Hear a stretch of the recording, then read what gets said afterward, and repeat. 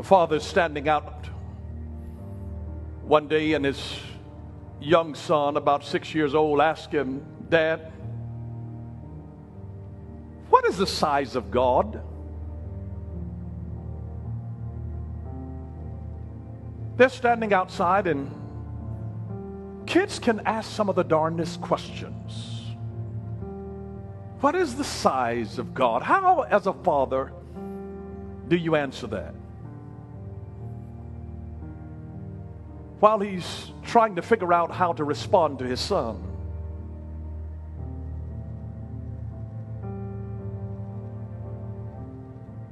he's looking up, as we often do when we don't know what to say. And he sees an airplane. And so he asks the son, "Son, what's the size of that airplane?" His son looks up and said, "That's really tiny. It's so small. It's really tiny." And then he gets his young son in the car, and they drive to the airport. And they get out, and as they're approaching, they can see from the side a giant aircraft. And then he asks again, "What's the size of that plane?" And his little son said, "It's so big. It's so big." And the father explains to him that when you get closer to it, it seems bigger.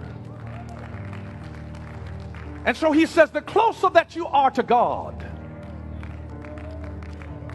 the bigger and the greater that God seems to you. The farther that you are away from him, the smaller that he seems, and you begin to doubt what all he can do. And this is why the Bible says, draw near unto God, and he will draw near to you. And as you draw near to God, it begins to embolden you with a faith that with God all things are possible, because you see the greatness of God. If you're closer to God than you are towards your problem, then your problem begins to diminish and God looms over your problem. But when you're too close to the problem or to the person who is the problem, it obscures your perception of God. And the answer is to draw close. And sometimes we just need to get close to it so that we see that my God is enormous. He's the one that spat out the 7 seas. He's a huge God.